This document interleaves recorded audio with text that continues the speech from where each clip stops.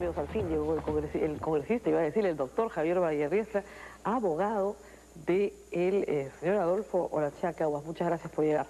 Bueno, perdóname por llegar tarde. Tú sabes la admiración intelectual que te tengo, así que ha sido un error mío. Debí ser más preciso y me someto a tu sanción. Así es. Doctor Vallarriestra, técnicamente es correcta la excarcelación, es lo que han señalado varios magistrados, a pesar de las críticas desde el Poder Ejecutivo. ¿Por qué es técnicamente correcta la excarcelación? Explíquele al público, porque la gente está un poco indignada. Yo sé que la gente está indignada porque durante los 10 años del régimen de Fujimori se inculcó la teoría y la doctrina de que Olaechea era el embajador del terror y canciller de Sendero Luminoso. Frases de Fujimori. Y periodísticas también, por Bueno, entonces la reprodujo la prensa adicta de la época. Entonces, a una persona que vive en Londres hace 20 años y que es un diletante de los derechos humanos y de la libertad, condenaba el 5 de abril, condenaba el golpe y al mismo tiempo hacía elogios de la insurrección, es verdad. Pero a la hora de ver el expediente, yo también entré en el tema con prejuicios. Yo soy pariente triple de Olaechea porque mi abuelo es González Olaechea y mi abuela es Olaechea. Entonces, cuando me fueron a ver los parientes, yo rechacé inicialmente esto porque me parecía un tema escabroso. Pero cuando me zambullí en la lectura del expediente, llegué a la conclusión a la que han llegado los mismos magistrados, que no existe ningún elemento ni que existe ningún indicio de la responsabilidad de Adolfo Olaechea en los hechos que se le imputan. Porque el atestado policial es lo más hueco que existe en la tierra. De 107 hechos, ninguno se refiere a Olaechea. De las 7 conclusiones, ninguna alude a Adolfo Olaechea. Cuando la fiscal Campos denuncia el 2 de diciembre, no explica por qué denuncia a Olaechea, explica por qué denuncia a otras personas a las que se le han encontrado retratos de Abimael Guzmán, ejemplares del diario, cosas así, y cuando el juez Neira abre instrucción, lo hace señalando de que la ley lo obliga a abrir instrucción, violando así preceptos que están contenidos en la Constitución. ¿Puede ser discutible que el señor Olaechea no pertenezca a la cúpula, es decir, a la dirigencia central de Sendero Luminoso, que ese es el delito que se le imputa en el expediente 247, que es el único que puede ser examinado de acuerdo a la extradición? Así es. Muy bien, pero supongamos que sí se amplíe la extradición, cosa que no está probada y que es poco probable, que no hay jurisprudencia sobre ampliaciones de extradición desde España, pero supongamos que se amplíe a apología, que es el otro expediente, y a asociación ilícita para delinquir, con colaboración, digamos, económica a un grupo alzado en armas, como a Sendero Luminoso, que es un grupo terrorista. Los comentarios, que entiendo ya usted ha podido revisar, de este señor Olaechea, pues dejan claramente sentada su posición simpatizante, activamente simpatizante, y además hay fotografías y videos del señor realizando colectas públicas a favor de Sendero Luminoso a través de Grupo Sol Perú.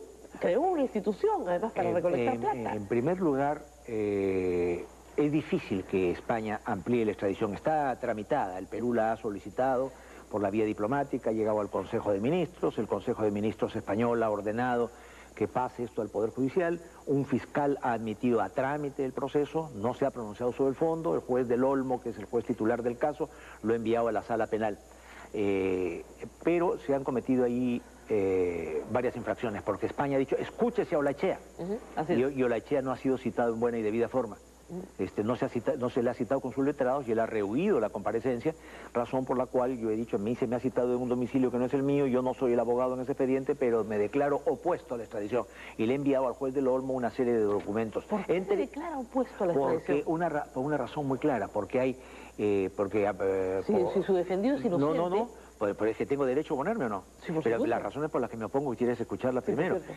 Porque el delito de apología de terrorismo que se le imputa a Olaechea ha sido considerado inconstitucional por el tribunal presidido por el doctor Javier Albolandini en su sentencia del 3 de enero de este año. En consecuencia, si el delito de apología del delito no existe, entonces ¿cómo puede ser entregado por un delito que no existe, por una conducta atípica? No ha dicho el tribunal que no existe. No, ha dicho que el artículo tal como está redactado por su sobrecriminalización es inconstitucional. Así es. Y el Perú y el gobierno peruano, en virtud de facultades legislativas, dictadas en virtud de facultades dadas por el Parlamento, ha señalado que ese artículo ha sido declarado inconstitucional y ha dado un nuevo texto y una nueva versión que ya lógicamente no se puede aplicar con efecto retroactivo porque ese artículo no existía al momento de los hechos. Pero al momento de los hechos sí existía un artículo de apología en el Código Penal. Pero si es inconstitucional porque lo declara, lo fulmina y lo pone fuera del derecho del Tribunal Constitucional, ese artículo no puede ser invocable ni ante España ni ante los tribunales del Perú. Eso podrá ser una cosa que nos llame la atención, pero un tribunal constitucional insospechable de tendencias prosenderistas o totalitarias ha dictado esa sentencia por la unanimidad de sus votos. El punto 88 de la sentencia del Tribunal Constitucional que tengo acá señala que es de aplicación el artículo 316 del Código Penal, tomando los criterios en consideración, los criterios de merecimiento en la pena en función de la gravedad del hecho. Pero ¿por qué? Se tiene que aplicar el 316. Pero dice que el artículo 7 del decreto legislativo, de los decretos leyes es inconstitucional. De acuerdo.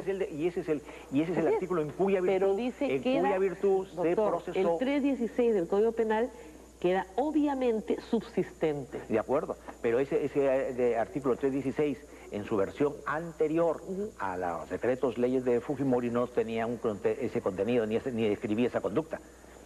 Aquí el decreto de Fujimori decía: todo el que haga la apología de un hecho delictuoso perpetrado por otro será condenado a una pena, a cadena perpetua y en el decreto legislativo. Ese es el artículo en cuya virtud él fue procesado, el artículo en cuya virtud fue denunciado, el artículo que existía al momento de los hechos, no el 316 en su parte sana. Y que ha sido ya perfeccionada por el actual gobierno. Por lo tanto, el hombre no es apologista del terrorismo. No es apologista del terrorismo, según usted. Bueno, es que lo que ha dicho... ¿Y las colectas, digamos, realizadas para enviar fondos a Sendero Luminoso? Hay que ver si esas colectas se realizaron efectivamente y se mandó fondos a Sendero. Eso es lo que hay que investigar. Eso simplemente... Por lo tanto, ahí sí hay una materia punible. Pero es un hecho que primero hay que demostrar que se realizó la colecta y en segundo lugar que llegó al Perú y en tercer lugar que... o que fue repartida entre también miembros de Sendero Luminoso en el exterior. Bueno, lo cual no sería... Primero, el Perú no sería competente para juzgar un hecho acontecido en Londres. El Perú tiene competencia sobre aquellas cosas que suceden en el territorio de la República y no tiene ninguna jurisdicción sobre el territorio de Su Majestad Británica. ¿Pero usted cree que el señor Olachea prefiere ser juzgado por terrorismo en Inglaterra que en el Perú? Es que en Inglaterra el delito de apología no existe. No, me refiero al colectar fondos para organizaciones terroristas. Pero entonces, ¿por qué no lo juzgó Inglaterra? Porque estos hechos han sido denunciados continuamente por el Perú y han acosado a Olachea allí, incluso un conato de extradición. ¿Por qué Inglaterra no accedió? Es que lo que pasa es que estamos en un mundo de leyendas en que se inventó que era el canciller de Sendero, el canciller Señor Vallerriestra, los comentarios del señor Olachea son clarísimos. O sea, usted puede tener técnicamente la razón, pero sus comentarios de condena a Marilena Moyano, de condena a las personas que vivían en Tarata... Eso ya lo conocemos. Y son frases, Rosa María, censurables, reprobables, condenables, esto le ha hecho mucho daño al Perú. Subestimables. No, se ha hecho daño a él, porque esas frases no han tenido trascendencia externa. Entonces esas frases pueden ser materia de una sanción ante un tribunal ético que diga que esta persona actuó desaforadamente, pero no pueden ser llevadas a un tribunal penal. Estamos aquí actuando en virtud de la justicia democrática. Aquí hay el encuentro de dos concepciones del derecho, la del derecho penal totalitario propio del régimen anterior, a la que siguen siendo adictos pre-fujimoristas y post-fujimoristas del Poder Judicial, y la teoría penal democrática, según la cual solo se juzga en virtud del nulo un crimen, nula pena sin leyes, no hay delito ni pena sin ley, y se juzga conforme legislación contra el terrorismo hay. Así es. Sí, hay ley. Pero muy bien, pero la legislación antiterrorista en cuya virtud se le juzgó a Olachea era la legislación que ha sido fulminada por el Tribunal Constitucional sustantivamente. No toda, pero la parte que afecta a Olachea sí ha sido fulminada. Porque si no, ¿por qué es que se han anulado los procesos? A él lo condenó por traición a la patria un tribunal militar encapuchado y ese proceso ha sido anulado, fue un proceso irregular.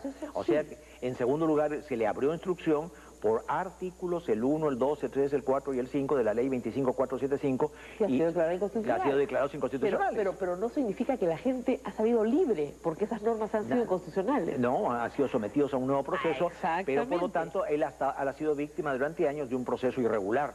Entonces, hoy día lo que tenemos que hacer es... No, y tampoco que haya salido en libertad hoy día significa que haya sido absuelto. No, Él sigue siendo procesado, está arraigado en el Perú, tiene que pagar una caución, tiene que comparecer ante el juez y ya se verá si se le sobresee la causa o si va a un juicio oral donde se definirá su inocencia o su culpabilidad. Congresista Javier Berreta. No soy congresista. Perdón, me remito al pasado. Así es. Una pregunta final. Ha publicado usted este artículo interesante sobre la ley de partidos políticos. Ha señalado que es una ley totalitaria porque puede efectivamente declararse la ilegalidad de un partido político por su conducta antidemocrática. Pero yo estaba leyendo el artículo completo y en realidad usted glosaba solamente el encabezado del artículo, el que establece que efectivamente puede declararse como ilegal un partido político. Pero los supuestos son bien claros, ¿ah? Y yo creo que ahí sí está mucho más cerrada la posibilidad de que esto suceda. A mí me parece sumamente peligroso el artículo, porque... Aún cuando los supuestos sean cerrados. Los supuestos deben estar en un código penal, no pueden estar en una ley de partidos políticos. En segundo lugar, la posición se le encarga a la Fiscalía de la Nación. Yo no me refiero a la señora Nelly Calderón, que merece mis consideraciones más altas, sino a esa pirámide totalitaria que es el Ministerio Público, en el cual no existe la posibilidad de defensa de los derechos humanos y de las libertades. Entonces ellos son los calificados, los legitimados para decidir si hay violación de las libertades y la democracia. Lo pide. Y dice que debe resolverlo la Corte Suprema pluriinstancialmente, es decir, dos instancias, pero ahí no lo dice. Dice que la Corte Suprema, ¿cuáles son esas dos salas? Sobre lo que decida la Corte Suprema no hay ninguna entidad superior. Y por otro lado le da la atribución también al defensor del pueblo, que no tiene legitimidad para actuar en ese terreno, porque el defensor del pueblo es simplemente una magistratura de persuasión. Pero los supuestos son graves, ¿no? O sea, promover la violencia como método de consecución de objetivos políticos, promover el terrorismo y promover el narcotráfico. Eso es más o menos claro, ¿no? Sí, pero debería... La forma en que está dicho es un tipo penal injertado en una ley que no es de su materia y que se presta también a cuestiones antojadizas, porque muchas personas pueden sostener, como Merleau-Ponty, por ejemplo, que la violencia, el reprobar la violencia es consagrar la violencia ya establecida. Bueno, y que puede haber una... Y la Constitución que está sobre esta ley admite un tipo de violencia. ¿Cuál es la violencia constitucionalista? El derecho de insurgencia contra la opresión y contra la usurpación de poder. Así que ahí yo puedo elogiar esa violencia y no por eso voy a ir a la cárcel. Muy bien. Por eso. Ahora, además, otro detalle. Las sociedades no delinquen.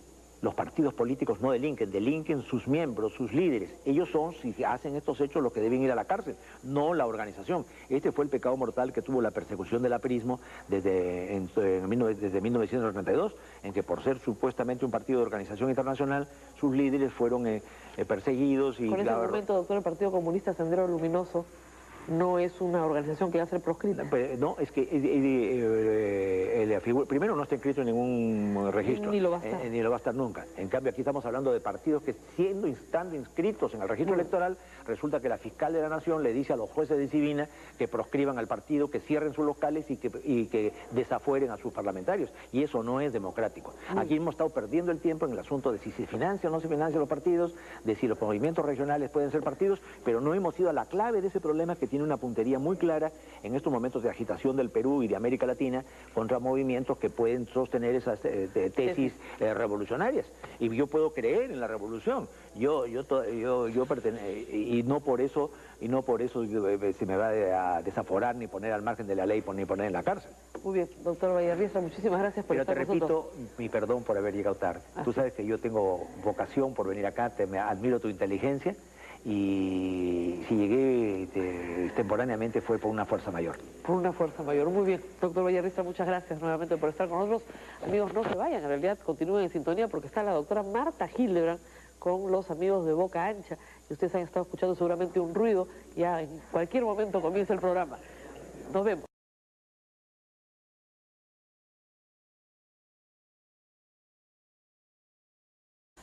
¿Por qué es técnicamente correcta la excarcelación? Explíquenos, explíquenle al público, porque la gente está un poco indignada. Yo sé que la gente está indignada porque durante los 10 años del régimen de Fujimori se inculcó la teoría y la doctrina de que Olaechea era el embajador del terror y canciller de Sendero Luminoso. Frases de Fujimori. Y periodísticas también, por bueno, entonces la reprodujo la prensa dicta de la época. Entonces, a una persona que vive en Londres hace 20 años y que es un diletante de los derechos humanos y de la libertad, condenaba el 5 de abril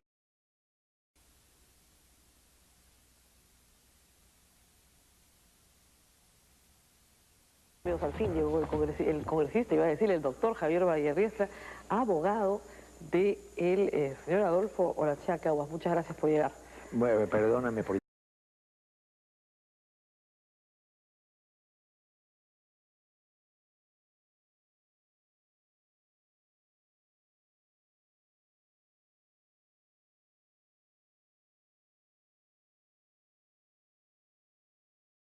llegar tarde. Tú sabes la admiración intelectual que te tengo, así que ha sido un error mío. Debí ser más preciso y me someto a tu sanción. Así es. Doctor Vallarriestra, técnicamente es correcta la excarcelación, es lo que han señalado varios magistrados, a pesar de las críticas desde el Poder Ejecutivo.